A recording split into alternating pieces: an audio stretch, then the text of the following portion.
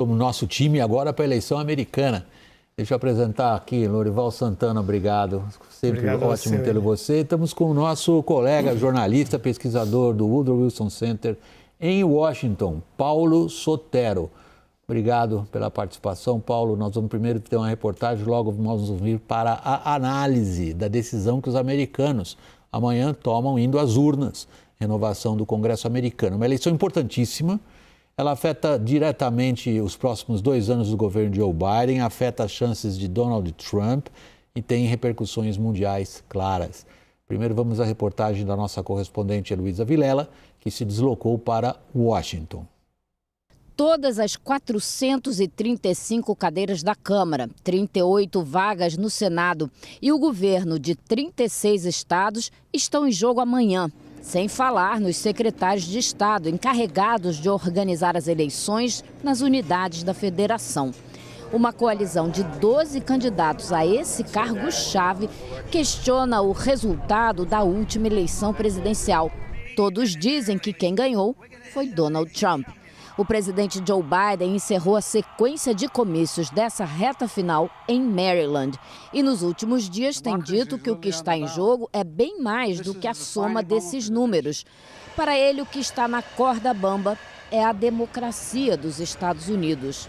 Um exemplo é o que está acontecendo no condado de Maricopa, no Arizona. Ele inclui a cidade de Phoenix e foi decisivo para a vitória de Biden no estado em 2020. A agência de notícias Reuters teve acesso a 1.600 páginas de denúncias de ameaças feitas contra funcionários que trabalham na organização das eleições. São ameaças graves, de morte em alguns casos. Em outros, eles são assediados quando entram e saem do trabalho, porque grupos de eleitores de Trump dizem que houve fraude e eles foram coniventes. Agora, prometem ficar de olho. O resultado das urnas é fundamental para Biden.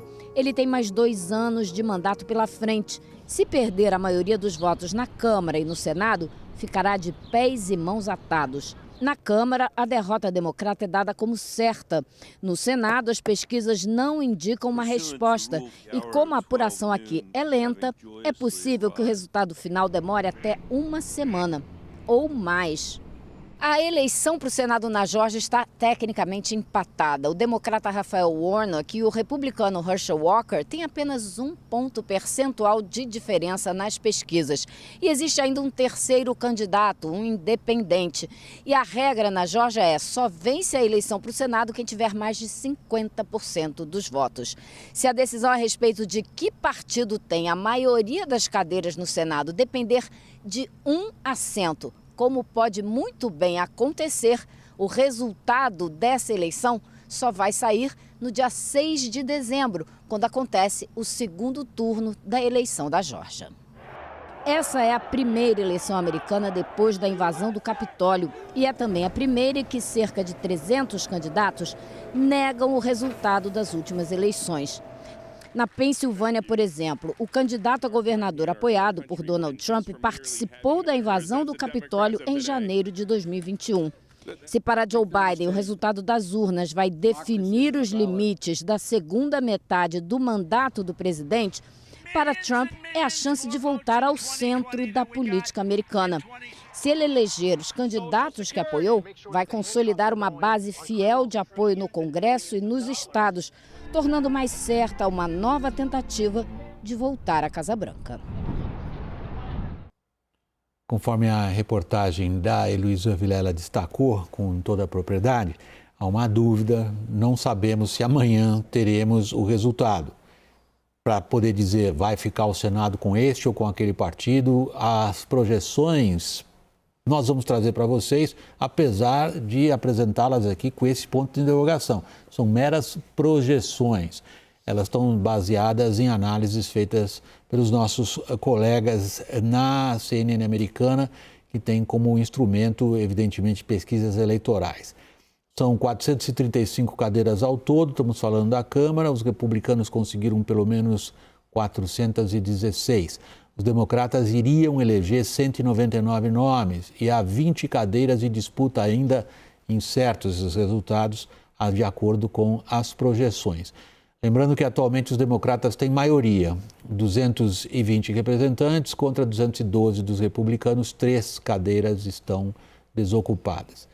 Agora vamos à projeção do Senado. A situação é muito complexa, imprevisível, na verdade. Os democratas têm 36 cadeiras que não estão em disputa, são favoritos para levar mais 12, soma então 48. Os republicanos têm 29 cadeiras que não estão em disputa e, segundo as projeções, podem conquistar 20, chegando a 49. Existem 3 vagas ainda incertas, impossível de prever pelas projeções. Vamos então direto agora a Washington. Primeira pergunta a você, Paulo Sotero. Embora o Joe Biden tivesse se empenhado nos últimos comícios em dizer que esta eleição não é um plebiscito, é um plebiscito. Em que medida Joe Biden é responsável pela situação difícil que ele mesmo se encontra? Não, eu acho que ele é, em parte, responsável, mas não muito, porque essa situação é resultado da invasão da Ucrânia pela Rússia e, enfim, isso mudou, tirou do eixo a política tradicional americana e a ver no que isso dá agora. Creio que as pesquisas eleitorais sugerem que os republicanos irão bem nas eleições de amanhã. O partido que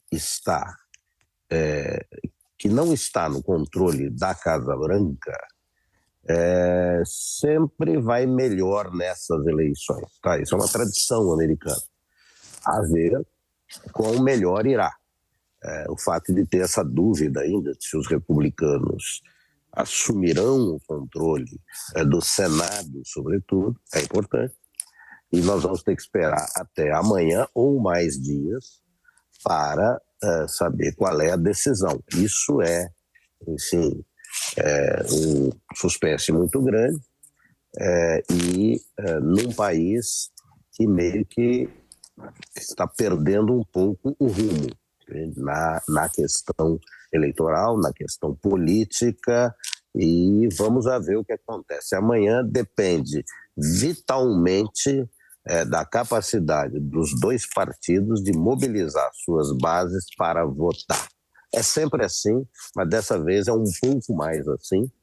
E, enfim, eu sinto pelas declarações, pelas entrevistas, que os democratas estão um pouco mais jururu dessa vez, mas não se pode fazer afirmações definitivas enquanto os eleitores não se pronunciarem. Paulo, nós vamos voltar principalmente a esse aspecto que você acabou de mencionar, que nos assusta. Quando você afirma, veterano jornalista em Washington, você acompanhou os últimos 30 anos de política americana e você acabou de afirmar é um país que, em termos eleitorais, está perdendo o rumo, Lorival. 2 em cada 3 republicanos dizem que não confiam no sistema eleitoral e que o seu candidato, se perder, não deve reconhecer a vitória do adversário. Esse é o produto, a consequência de anos de ataques ao sistema eleitoral. Como o Trump controla a maior parte dos filiados, mais de metade dos filiados do partido, eles, nas primárias, colocaram candidatos a governador e também ao legislativo que compram a ideia da fraude, sobre a qual nunca foram apresentadas provas.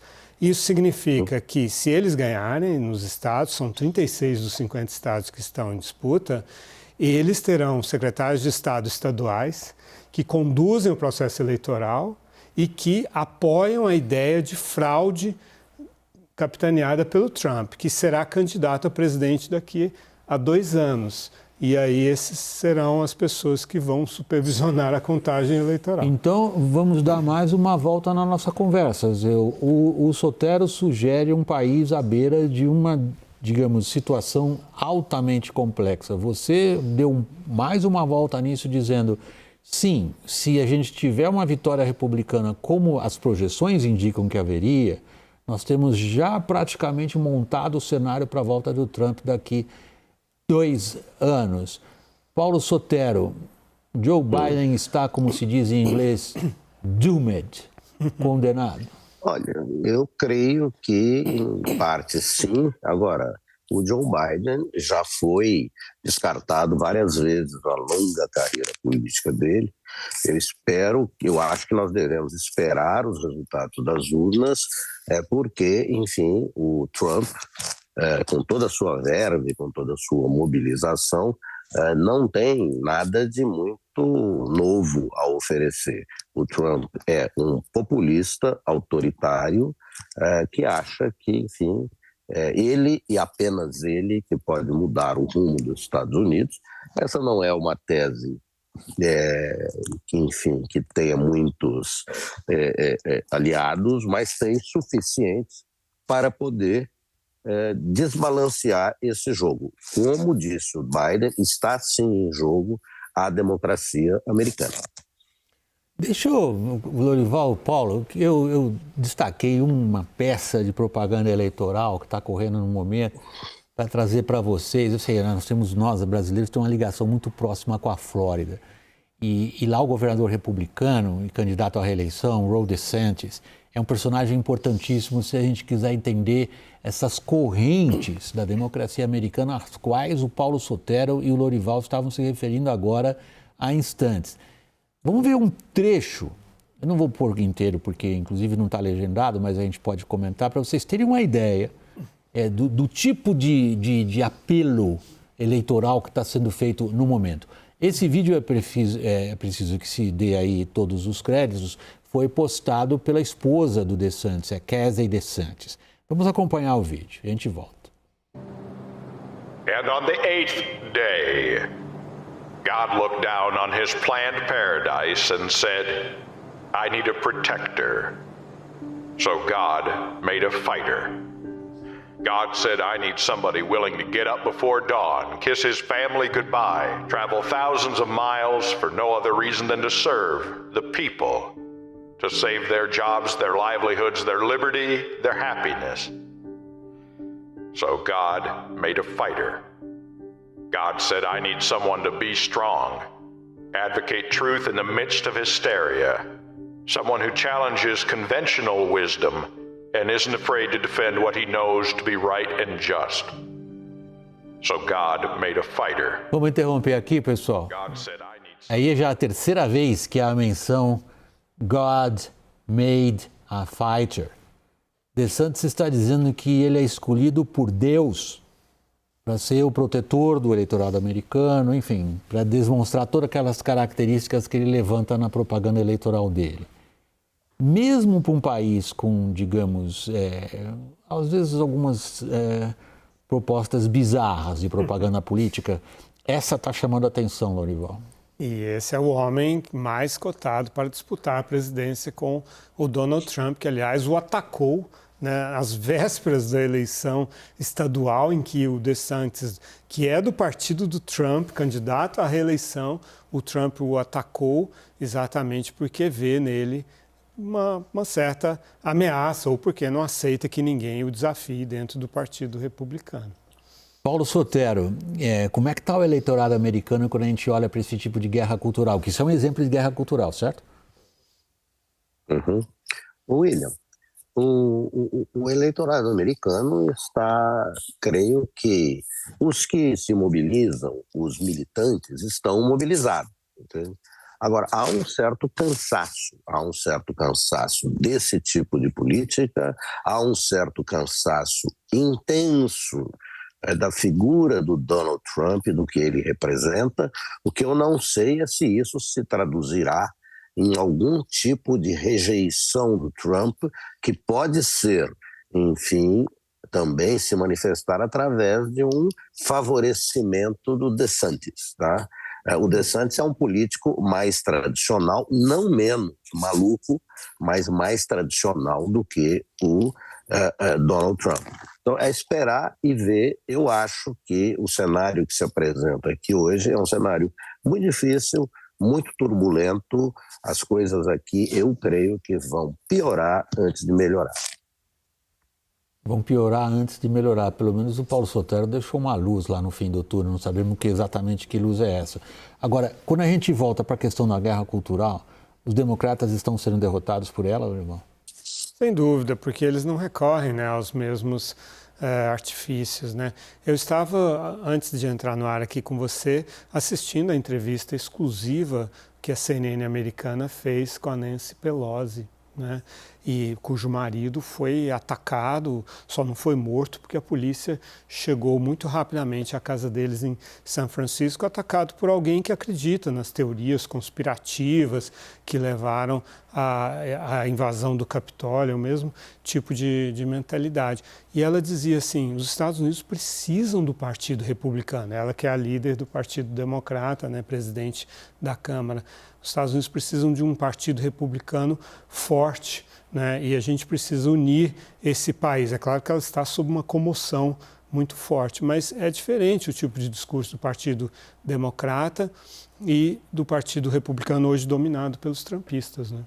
Paulo, por último, então uma consequência óbvia para o Brasil essa eleição. Vamos ter embaixador americano no Brasil finalmente, porque eles precisam do Senado para aprovar o embaixador. Olha, se os republicanos conseguirem a maioria no Senado, não sei se o Biden, com as consequências que isso poderia ter, nomeará um. Eu acho que seria muito penoso para a relação Brasil-Estados Unidos não ter um embaixador, aliás, já não tem há algum tempo. Mas a ver, William, a política é uma caixinha de surpresas, né? Acho que, em princípio, a sua preocupação é muito procedente. Acho que teremos muita atenção nessa questão, até porque a Flórida, que é central nessa disputa toda, onde há uma população, inclusive, de brasileiros, chamava-se brazucas, muito importante, tem posições claras e vai pressionar por essas posições, que não são as do meu gosto, como cidadão americano, mas são as que temos para hoje. Acho que, enfim, é um cenário difícil, que tende a se complicar e, como eu disse, já a ver. Obrigado, Paulo. Já vou me despedindo, deixando a última palavra aqui ao Lorival. Consequência para o Brasil dessa eleição? Bem, acho que o Joe Biden começaria agora uma nova construção de relacionamento com o Lula, que seria em si já problemática, né? Porque, de um lado, o Brasil volta a uma certa normalidade conhecida pelo Biden, pelos atores da política mundial, mas, por outro lado, o grupo que acompanha o presidente eleito Lula tem uma tendência forte a buscar contrapesos, né, na China, até mesmo na Rússia, e aqui na América Latina, para o poder dos Estados Unidos. Então, se, ao mesmo tempo, o Biden ainda estiver sob forte pressão de um Congresso dominado pelos republicanos, essa relação pode ficar ainda mais problemática. Lorival, igualmente, muito obrigado. Boa noite. Paulo Sotero, de novo, meu agradecimento pela sua participação. Boa noite para você aí em Washington.